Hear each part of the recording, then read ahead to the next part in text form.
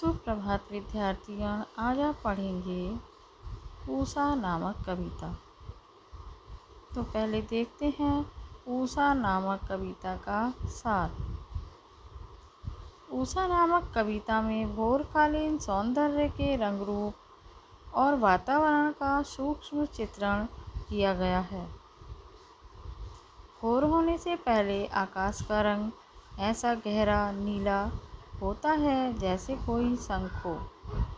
थोड़ी देर बाद उसमें नमी इस प्रकार हो जाती है कि वह राख से लीपे हुए चौके की तरह प्रतीत होता है और कुछ ही देर के बाद उसमें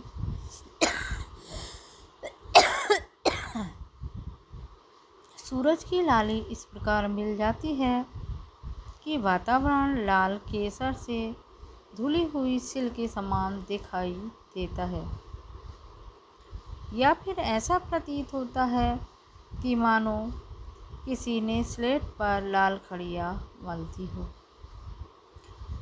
और कुछ देर बाद सूरज का प्रकाश प्रकट हो जाता है। उस समय आकाश में उगती हुई श्वेतता ऐसी प्रतीत होती है कि मानो नीले जल में किसी सुंदरी की गोरी देह झिलमिला रही हो।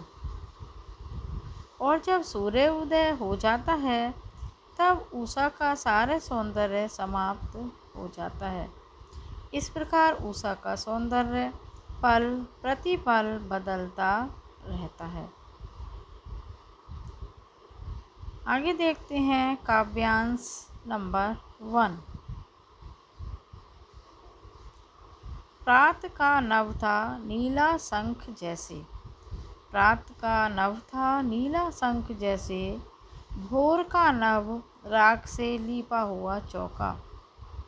अभी गीला पड़ा है, ये कोष्टक में दिया गया है, अभी गीला पड़ा है। तो देखिए इसकी व्याख्या। प्रातःकालीन आकाश का रंग गहरा नीला था, शंख के समान गहरा नीला। उसके बाद भोर हुई। भोर के बाद नीला रंग थोड़ा सा मंद पड़ गया और वातावरण में नमी दिखाई देने लगी। ऐसा लगा मानो आकाश न हो बल्कि राख से लिपा हुआ चौका हो। नमी के कारण गीलापन था और रंग राख जैसा गहरा था। रंग कैसा था? राख जैसा गहरा था। अब देखते हैं इसके अर्थ ग्रहण संबंधी प्रश्नों के उत्तर। तो पहला प्रश्न है, कवि ने प्रातःकालीन वातावरण की तुलना नीले शंख से क्यों ही की है? कवि ने प्रातःकालीन वातावरण की तुलना नीले शंख से क्यों की है? तो देखते हैं प्रश्न का उत्तर। भोर के समय वातावरण न तो काला होता है और न उजला।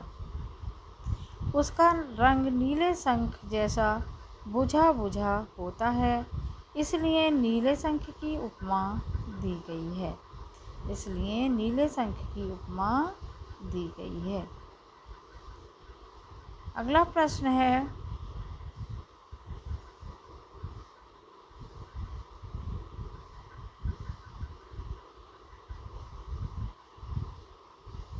भोर के नभ को राख से लीपा हुआ चौका क्यों कहा गया है? भोर के नभ को राख से लीपा हुआ चौका क्यों कहा गया है? उत्तर है, राख से लिपे चौके का रंग गहरा सुरमई होता है और भोरकालीन वातावरण भी ऐसा ही सुरमई होता है। इस कारण कवि ने यह समानता बताई है। एक बार फिर, राख से लिपे चौके का रंग गहरा सुरमई होता है और भोरकालीन वातावरण भी ऐसा ही सुरमई होता है। इस कारण कवि ने यह समानता बताई है। अगला प्रश्न है, चौके के गीले होने का क्या प्रतीकार्थ है? चौके के गीले होने का क्या प्रतीकार्थ है? उत्तर है प्रातःकालीन वातावरण में ओस और नमी होती है। प्रातःकालीन वातावरण में ओस और नमी होती है। गीले चौके में भी यही नमी है। अतः दोनों की समानता के कारण चौके को गीला बताया गया है। अतः दोनों की समानता के कारण चौके को गीला बताया गया है। किसकी समानता के कारण? प्रातःकाल के वातावरण में ओस और नमी होती है और चौके में भी जब राख से चौका लिपा जाता है तो उसमें भी नमी होती है। तो इस कारण दोनों में समानता हुई है। इस समानता के कारण चौके को गीला बताया गया है। अगला प्रश्न है, काव्यांश के कवि तथा कविता का नाम बताइए।